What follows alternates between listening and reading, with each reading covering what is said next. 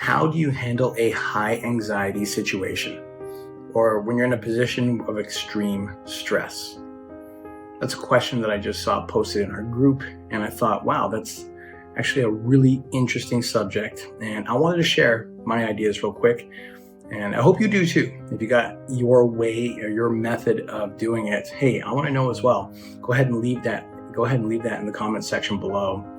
But I thought it was really interesting because, as you know, you, me, many of us here, we're entrepreneurs, we're business owners, or we're either as business owners or we're transitioning into that part of our life, or we're struggling.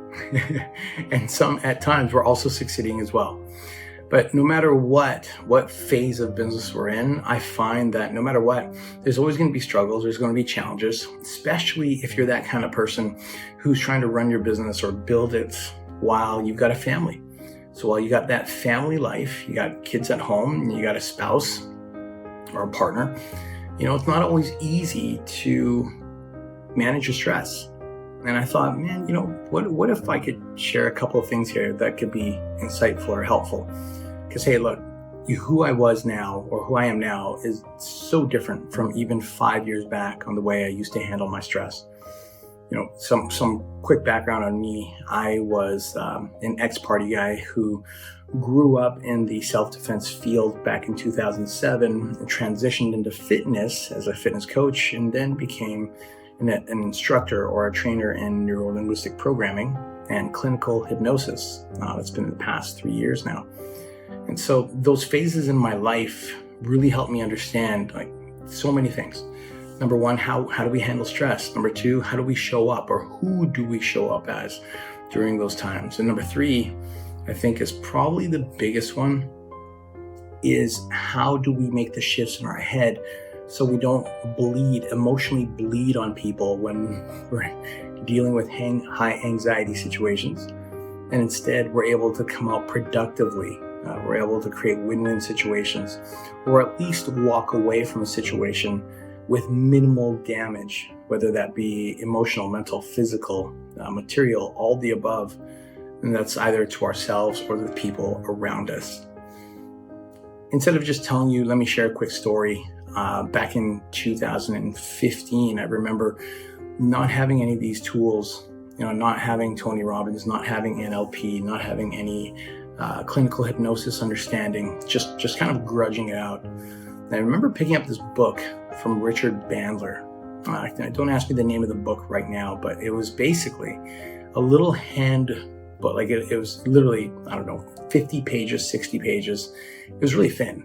And what he was describing is that at a basic level, what he calls basic, if you're going under stress, anxiety, worry, doubt, fear, instead of having to go and do these massive retreats and take part in these massive seminars, which has its value too, he was basically trying to say that as a beginning level, you don't have to wait until you get there to those events. That instead, you can just learn to handle it at home by yourself. And it's not that hard. When I picked up that book, I thought, that sounds interesting. And I guess it's possible because, hey, it's the guy who trained Tony Robbins way back in the 70s and 80s. So come on, if anyone's got some credit to be able to make such a claim that you can do it at home, well, it's got to be Richard Bandler. Who else? He's the guy that trained Tony, at least in the beginning, back in the early days. So I thought, let's give this a shot. What he basically described in the book is that anytime we feel either a positive or negative feeling, all of us run those feelings. The result of them come from the modalities. He calls them the modalities. They're basically like the five senses, right?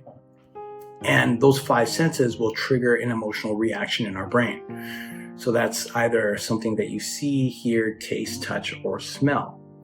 And what he was saying is that if you try hard enough and you give yourself some credit or you give yourself some belief that you can make the shift, he said you can play with those modalities or those senses in a way that can either minimize the amount of anxiety that you got in the current situation, or you can relieve it completely Or at least you can get to a place where it bothers you very little, almost to a point where it feels neutral. Like, there's the problem. I see it. It impacts me a little bit, but not the way it did 5 minutes ago, 10 minutes ago, an hour ago, a year ago, whatever. And it was interesting because in that book, he was basically describing that, there's so many things in that book, okay? And no, I'm not here to sell it. I don't have a link at the bottom you can buy. If we were allowed to, I probably would go and look it up and ask you guys to pick it up because it's a great book. But honestly, no affiliate anything here attached. It's legitimately an awesome description. So I want you guys to know how well it worked. He basically said that in any one of those situations, you're going to have images, you're going to have sounds, and you're going to have also feelings that move in your body in a particular direction. Now, obviously, there could be smells and could be tastes as well. But for most of us, that would be more geared towards food, or if there was something in that moment where we had to smell a certain scent that would cause a deep memory association. So for most of us, it's just sights, sounds, and colors. So it's really, really wild. Try this, okay? What he said is that if you are going through stress, number one, notice where it is. Notice where the image is. So if I asked you right now, if you're feeling stressed and you closed your eyes or left them open, when you think about that situation, where is it? Where's the picture of it? For me, I'll go back to a time when I was young and I had this altercation with somebody. And for me, that image, for example, would show up right here on my right-hand side. It's kind of like an image over here where it's playing in the background, almost like a small little YouTube video clip. For you, it might be here and there. It might be behind you. It might be you in the memory. However it is that you see it, Bandler was describing that you can move it. And when you move it, it changes the feeling. So for example, I'm remembering this image and it's over here on the right, as mentioned. I'm going to, for example, literally allow myself to believe I've just moved it to the left and I have thrown this image, the image of this stressful past experience, out 50 feet. Now, at first my brain goes, I don't know, you're kind of full of it. So I'll just do it again. Grab it and I'll move it. I'll grab it and I'll move it. This is called shifting the modality. This is changing the modality, okay? I'm grabbing it and I'm moving it. So now my brain is starting to perceive this memory as much more distant. Number two, he talks about colors. So right now I see the colors like it's real. I see a bright blue sky that's turning a little bit gray. I see the colors of my clothing. I see the colors of the environment. A fast switch is just to make it all black and white. So I'm making it black and white right now, and black and white, and black and white, and black and white. And look, this only works if we actually try. So if ever, I remember this one time I was like, yeah, black and white, I'll just try it. Didn't work.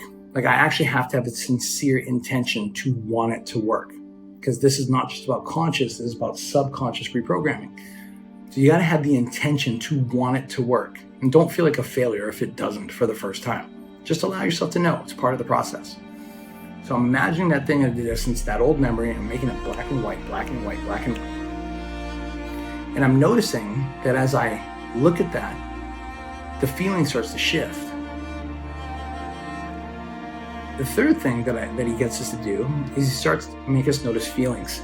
A lot of times we feel the feelings in our chest or in our heart. And it says that emotions move. So if, for example, there's only in this section, in this case, for me, it's counterclockwise, and this would be clockwise. If I move my index finger really fast, just hovering above me, and I'm moving as I'm looking at that old image that I've now pushed out 20 feet, 50 feet, and I'm trying to imagine the feeling associated to it, I'm going to notice that when I spin my finger in one direction, one feels better than the other. And what he says is that if you notice the emotion, the negative emotion is spinning in one direction, go the opposite direction. Now, again, this is really simplistic, This is the basis of neuro-linguistic programming, how it was built, like the steps that they used way back in like the 70s and 80s. It's evolved since then. It's evolved now. But this is like, again, I'm telling you about the stuff I used back in 2015. So it's been a while, right? As I spin this, excuse me, I just start to notice that the feeling changes. And I just keep doing that until eventually I notice that the negative drops down a little bit. Once I notice that image or that feeling has dropped down, I'll repeat the process. I'll grab it from the right. If there's any image there, I'll move it, chuck it out 20 to 50 feet. I'll make it black and white. I'll spin the feeling in a positive direction. And I'll do that for 10 to 20 seconds until I notice that it's really starting to stay. Sorry for that outside. And all I'll do is I'll just keep repeating it. What ended up happening for me was, as a result of this, something so simple, is that the problems that used to make me lose sleep at night, the challenges that never went away during those times, they were still there. I noticed that the anxiety level just wasn't kicking me in the butt the way it used to. And I feel like this is really important to share in closing, even though it's an 11-minute video, because these days we're always taught, or at least most of us, I know I still am sometimes, depending who I'm talking to. I'm still told, hey, you know what, you just gotta, mind over matter. You gotta think about it. You just gotta not think about it. You just gotta put it on the shelf, put it to the side. What I've learned is that most people understand either suppression, so just like, put it on the shelf, deal with it later, or avoidance, where they just pretend, hey, you know what? It's not there. Like, I'm just going to forget about it. I'm just going to consciously forget about it. What I've learned is that if we suppress too long or avoid too long, the conscious will forget about it. But everything we experience sits here in the unconscious part of the memory, the subconscious. And just like many things that happen in our life that we don't like, when our conscious mind, which processes 128 bits of information per second, let's just pretend there's a brain, okay? Forgets about our problems or puts it on the shelf, if we don't deal with it, it gets stored here in the subconscious. And the subconscious operates at an average of 2 million bits per second. That's how much information it can process. And that's how much information it can also store. So even though we don't consciously remember what our problems are, if we don't deal with them emotionally, mentally, they'll get stored here. They'll leave us alone for a little while. And then you're going to notice something along the line is going to happen where we're going to get triggered. And boom, our conscious is going to attach whatever that future situation is, that problem is. It's going to attach it not only to the moment, but also to something that happened in the past, even if it's not relatable. If it just has a similar feeling of either anger or sadness or hurt or anxiety or guilt or whatever, those feelings from the past will come back. It'll come back to the present on top of whatever current problem it is that we're dealing with. This is one of the reasons why some people, as they get older, they just get angrier and angrier or sadder or more negative and more negative. It's not because they're just getting old, right? It's because those problems that they dealt with in their past was not resolved inside of them emotionally and mentally. And so our brains just start to stack those negative experiences on top of each other until eventually that whole thing explodes from something as simple as somebody cuts you off on the road, or your kid says something that you don't like, or they get a bad grade in school, or you have a problem with the boss, or somebody looks at you the wrong way and you're on the street. Like, I'm not pointing fingers. I get it. I was that guy, and I still am sometimes, because we all have those little triggers in our life, right?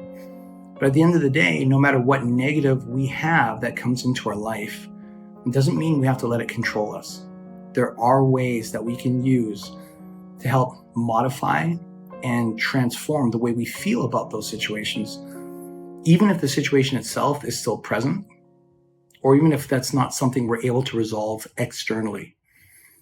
Outside situations don't have to control the way we feel.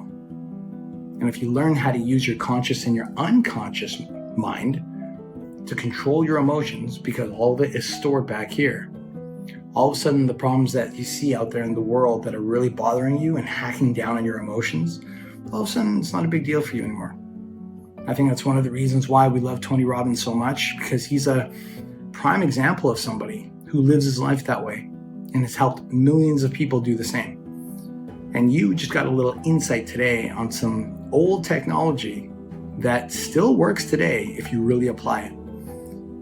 I hope that helps. I just wanted to share. And if you're ever stuck out there feeling like you've got a situation that just keeps replaying in your head and it's giving you all sorts of negative feelings, I want you to know you're not alone. And you don't have to be stuck with those feelings anymore. You just got to go out there and find the answers that can help you resolve those feelings starting now. I hope that helps. Thanks for listening.